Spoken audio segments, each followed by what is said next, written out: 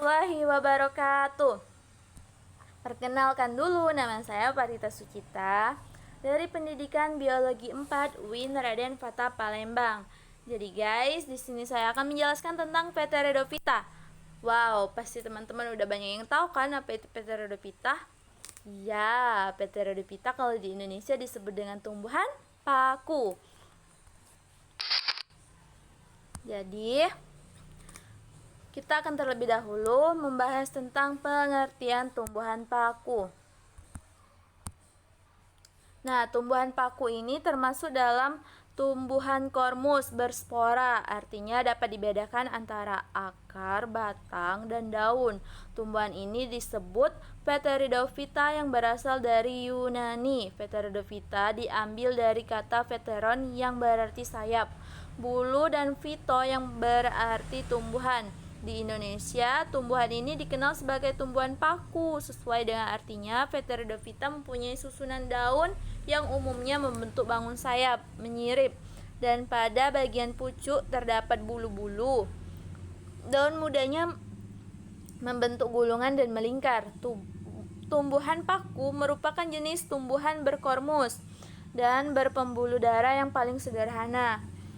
Tubuhnya dapat dibedakan dengan jelas antara akar, batang, dan daun. Jadi guys, tumbuhan paku yang disebut Pteridophyta ini, nah, kata-kata Pteridophyta ini berasal dari Yunani. Oke, lanjut ke sejarah tumbuhan paku.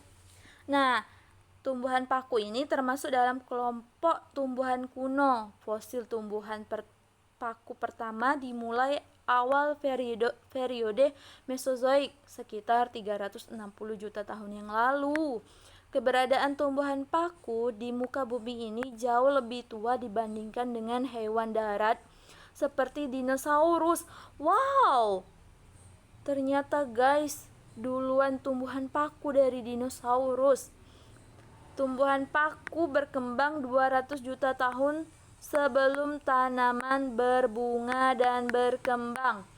Di masa yang silam, hutan-hutan di bumi tersusun atas kelompok tumbuhan paku yang berupa pohon-pohon tinggi besar. Dan kita sisa-sisanya sekarang sebagai batu bara.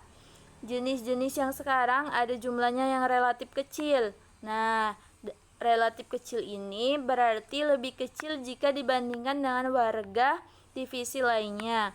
Dapat dianggap sebagai relik, yaitu peninggalan suatu kelompok tumbuhan yang dimana masa jayanya pernah pula merajai bumi ini. Wow guys, jadi tumbuhan paku ini pernah merajai bumi, yaitu dalam zaman paku Paleozoikum. Tumbuhan paku ini tersebar di seluruh bagian dunia kecuali daerah bersalju abadi seperti Antartika ya, dan daerah kering yaitu gurun. Total spesies yang diketahui hampir 10.000. Wow, oh my god, diperkirakan 3.000 diantaranya tumbuhan ini tumbuh di Indonesia.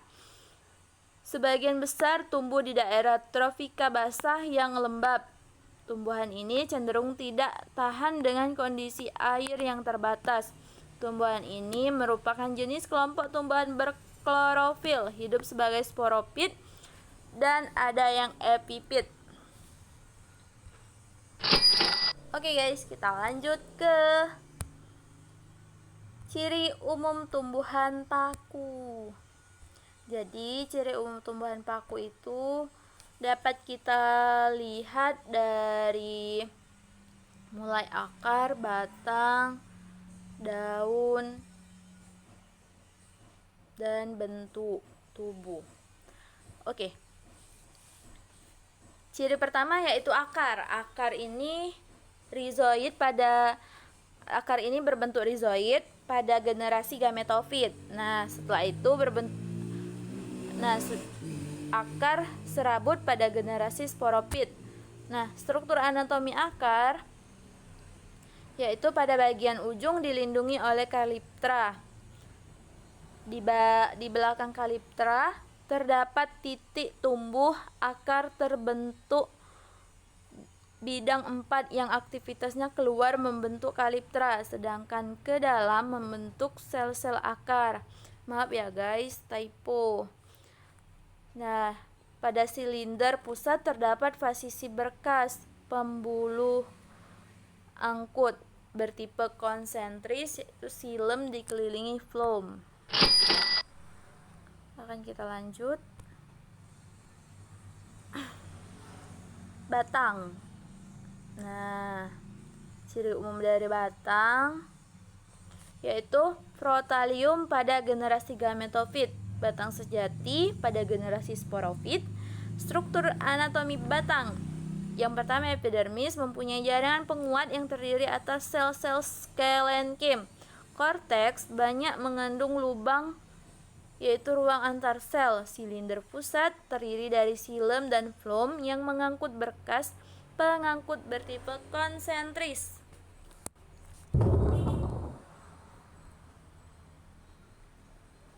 Yang ketiga, ciri dari daun. Berdasarkan ukurannya, daun ini dibedakan menjadi dua, yaitu daun mikrofil dan daun makrofil.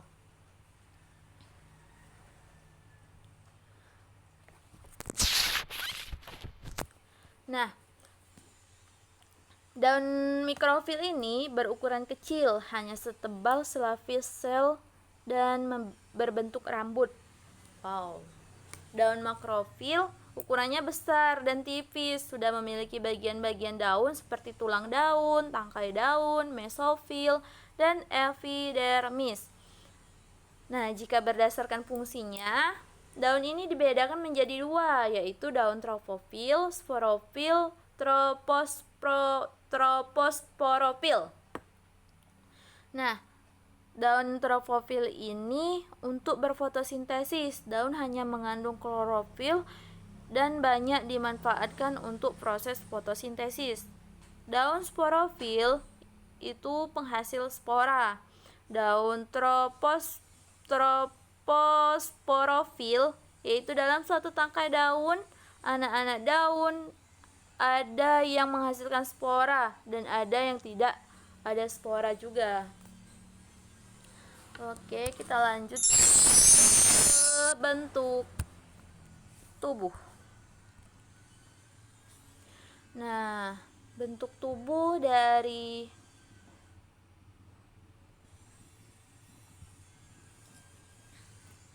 tumbuhan paku ini yaitu generasi sporopit. Cirinya terbentuk dari hasil peleburan gamet jantan, sperma dengan gamet betina, ovum. Tumbuhan paku muda menjadi paku dewasa tumbuh di atas gametopit. Tumbuhan paku dewasa menghasilkan dua jenis daun, yaitu daun sporopit dan daun tripopil. Merupakan fase paling dominan, berumur panjang dan hidup bebas, serta lebih dikenal dengan tumbuhan paku. Nah, generasi gametofit cirinya spora yang jatuh di tempat akan tumbuh menjadi protalium. Protalium merupakan lembaran yang berbentuk hati. Pada permukaan bawah terdapat rhizoid. Permukaan atas terdapat gamet, antheridia dan arkegonia. Dan juga pada generasi gametofit ini sudah tereduksi. Selanjutnya kita akan membahas perkembangbiakan.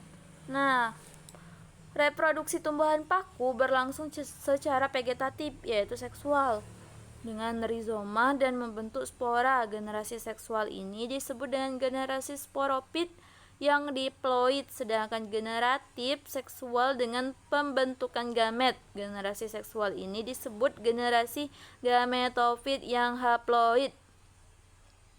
Tumbuhan paku mengalami pergiliran keturunan, yaitu metagenesis.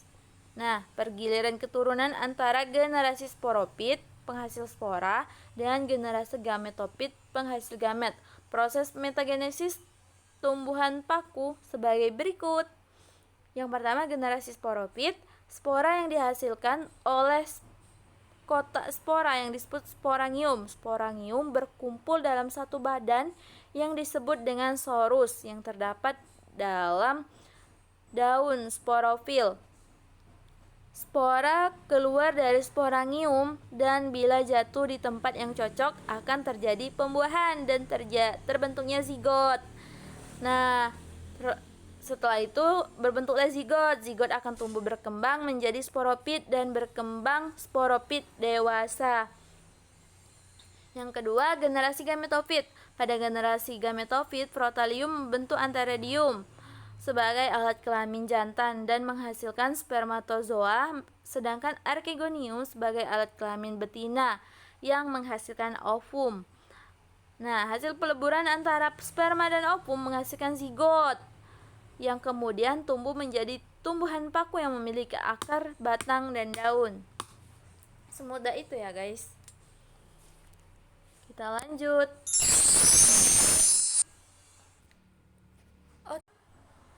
Oke guys, lanjut ke perkembangbiakan Pteridophyta. Nah, perkembangbiakan Pteridophyta ini pada sporopit dewasa. Nah, di dalam sporopit dewasa ini pada daunnya ini terdapat sorus, mohon maaf.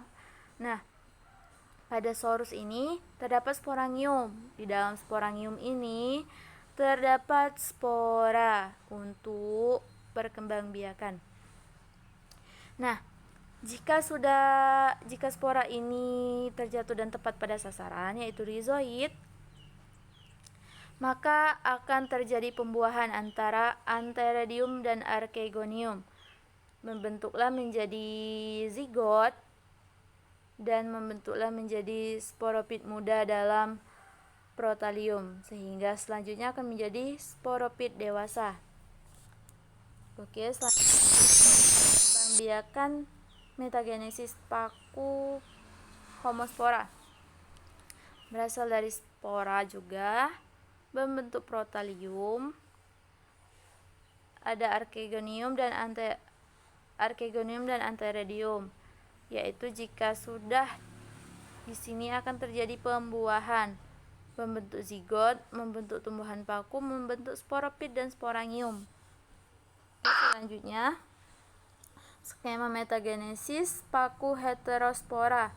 Nah, tumbuhan paku sporopit dan pada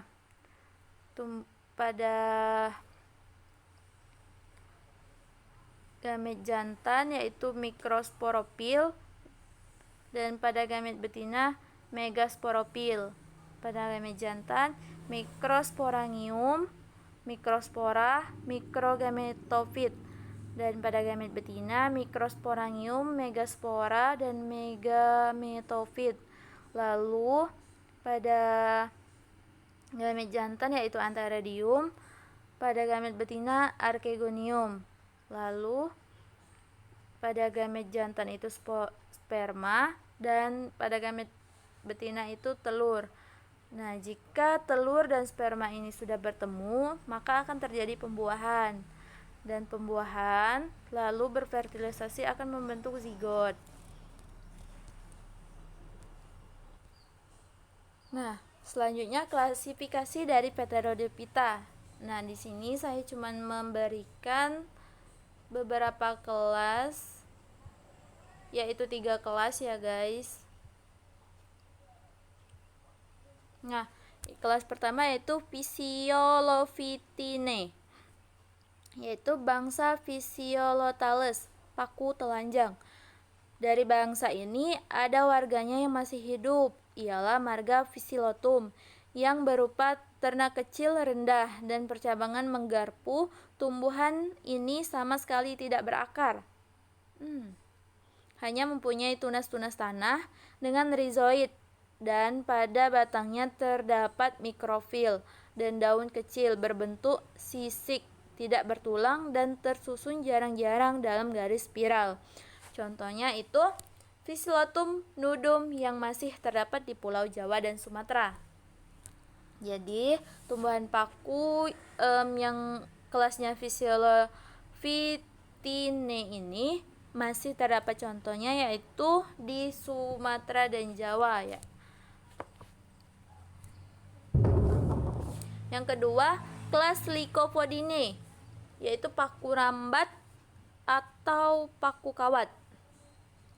Bangsa Lycopodiales. Bangsa ini terdiri dari 200 jenis tumbuhan yang hampir semua tergolong dalam suku Lycopodiaceae dari marga Lycophydium.